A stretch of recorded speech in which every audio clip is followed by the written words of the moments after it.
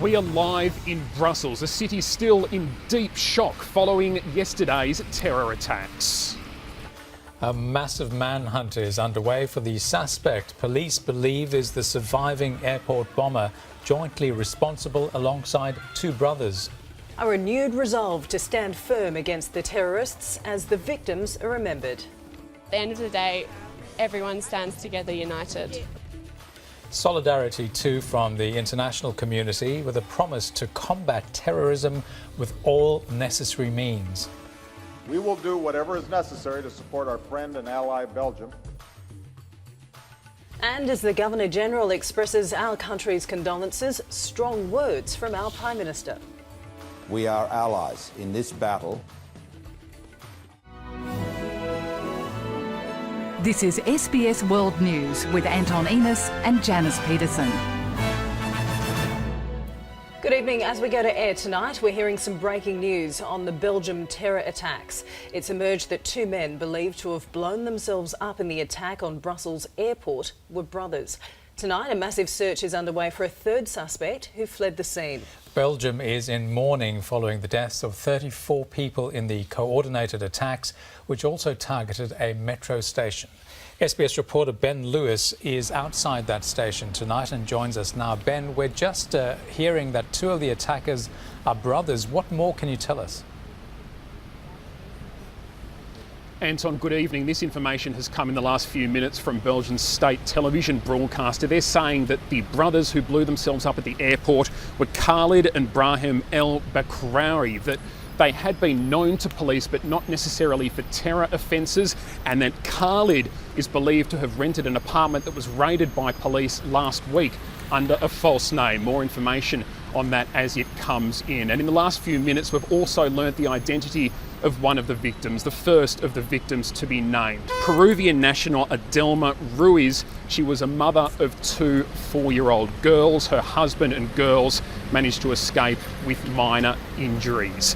As you can see from the police presence behind me, this is still a city in a heightened state of fear. The alert level remains at its highest. Much of Brussels is still under lockdown. Even though the metro has reopened, it's still incredibly difficult to get around, and there is a heightened police and military presence on the streets, with residents urged to be vigilant. We will take a closer look at the events of yesterday in a moment, but we begin our coverage looking at the hunt for those responsible. Walking grim-faced towards an unknown destination. Police now looking closely at these security images for clues. The two men in black, making no attempt to hide their identity, are believed to be the suicide bombers. Each wearing one black glove on their left hand, which experts believe may have been hiding detonators. Whether it's wires, strings, a button, something is in there that when they move their hand, it actually makes the bomb go off. A third man wearing the hat is wanted by police. His device didn't detonate. It's believed he slipped out in the chaos following the airport bombings. Trying to bring those hiding in darkness into the light. IS has claimed the attacks, turning fears into reality. Police have been carrying out raids as the country's security alert is raised to its highest level. At one apartment in the Schaerbeek district of the capital, they found an IS flag, chemicals and a nail bomb. Investigators are working to find out whether there are any links between the suspects and those responsible for the Paris attacks. Paris terror suspect Salah Abdeslam was dramatically arrested in Brussels just days ago.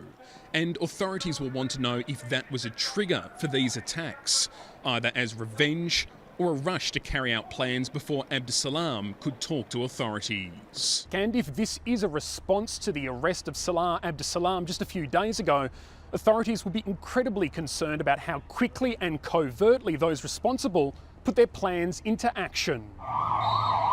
Train networks have reopened, but the airport will remain shut for another day. This is a city on edge as police work to find answers and restore a sense of safety. Belgium has already begun 3 official national days of mourning, and a minute's silence will be held at midday local time. The makeshift memorials are overflowing with flowers and candles here at the metro station, at the airport and in a square in the centre of town. The people of Brussels knew that an attack was likely, but that expectation did little to prepare them. A day after the attacks, the emotion remains raw. This makeshift vigil is growing larger by the hour. The people of Brussels knew their city was a potential target, but the attacks still came as a shock. Dramatic vision taken moments after the blast at Belgium's busiest airport. Terrified parents clutched their son as a woman somewhere in the smoke-filled terminal pleaded for help. For survivors, the extent of the damage became clear as they evacuated. So many people panicked, so many people cried.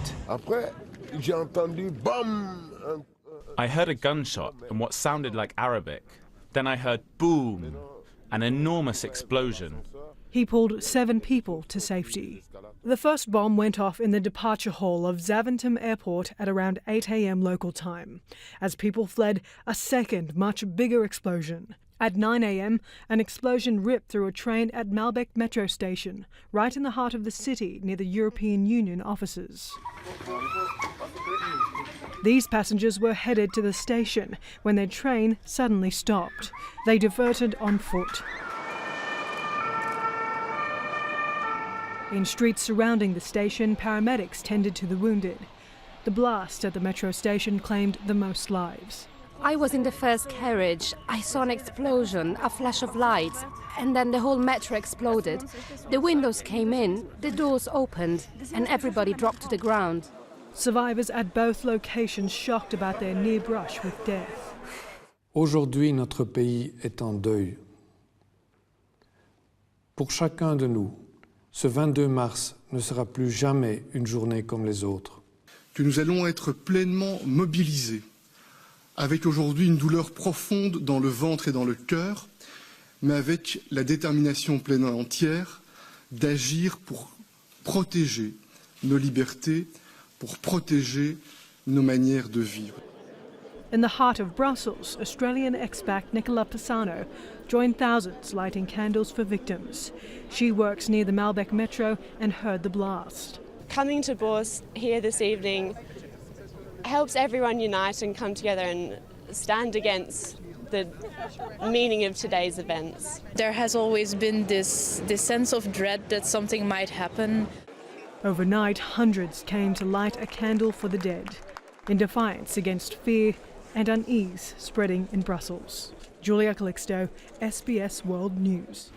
Many people in Brussels are returning to work this morning, but hundreds of them have stopped off at the makeshift memorials on the way to lay flowers, write messages in chalk and light candles to pay their respects to the many victims. But questions are already being asked as to if enough was done to prevent these attacks. Later in the program, we'll take a look at how the bombers managed to evade the security measures in one of Europe's most strategically important cities. But for now, Anton, it's back to you in the studio. Thanks, Ben. That's reporter Ben Lewis updating us live from Brussels.